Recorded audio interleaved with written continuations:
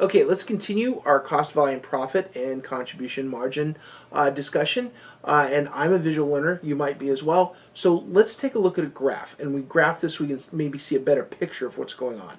So we've got a scenario here on the chart that says that Racing Bicycles has contribution margin at different points here, 0, 200, 400, and 600 units sold. At 0, obviously we have no variable costs, so our total cost would be negative 80,000.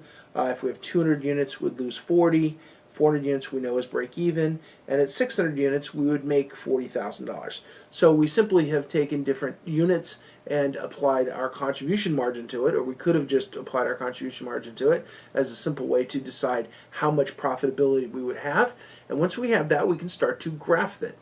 So the contribution margin graph is usually volume along the horizontal axis and dollars on the vertical axis. So volume across the bottom and dollars up the side.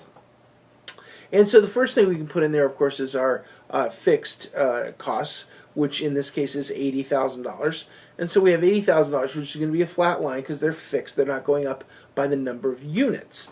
Now, if it was going up by the number of units, it'd be a variable cost. Now it would go on here as well. But our variable costs, we want to add that to our fixed costs to throw a line in that's total costs. So when we do that, we have our total costs here, you can see, are the fixed costs plus the variable costs on top of that. So that's our total cost line.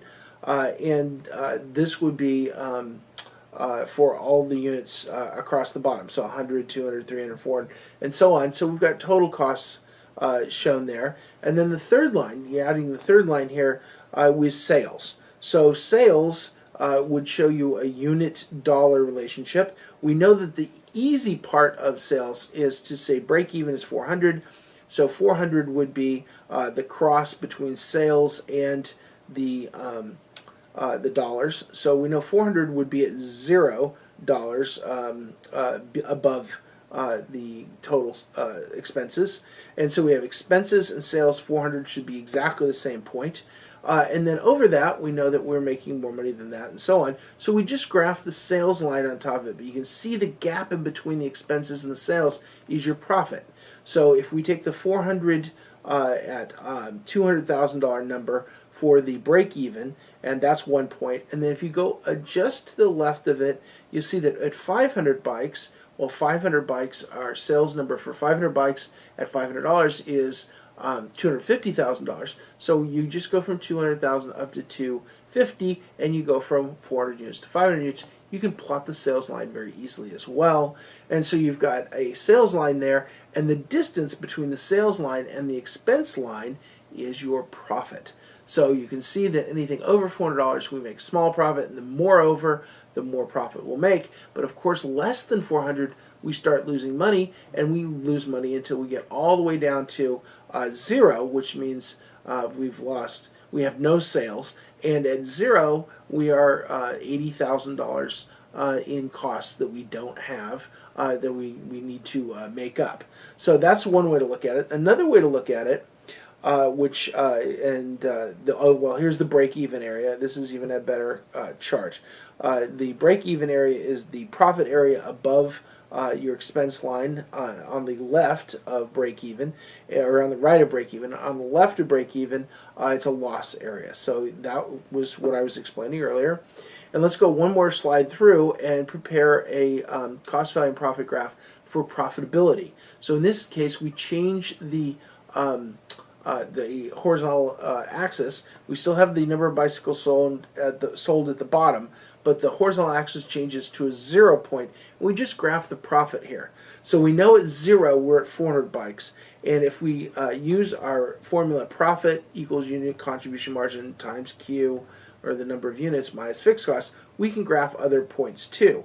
So we know that at 500 bikes, for example, we're going to make $20,000. So break evens is 0, and 500 bikes is $20,000.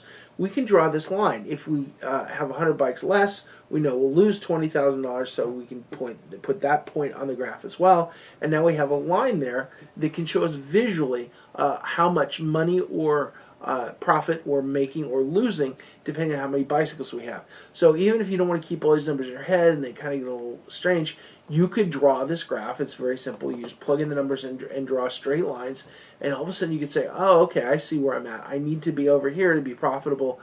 Further up and to the right we go, the better off we are. And so that's what we're going to try to do. And so when you graph it this way visually, I think the numbers might be easier to see. Although once you get used to it, you don't need the graph anymore. So I'm not sure everybody will be doing this, because it is pretty simple to just realize that it's $200 a bike and I need to go sell some bikes. So again, this is why managerial accounting is so important. Once you've figured out that number, it's very easy to manage the operations and know exactly where you're going to be at the end of the month. So that's the advantage of managerial accounting, and why we would do things like this, to tie it back into the difference between managerial and financial accounting. Okay, let's keep going on this in the next video.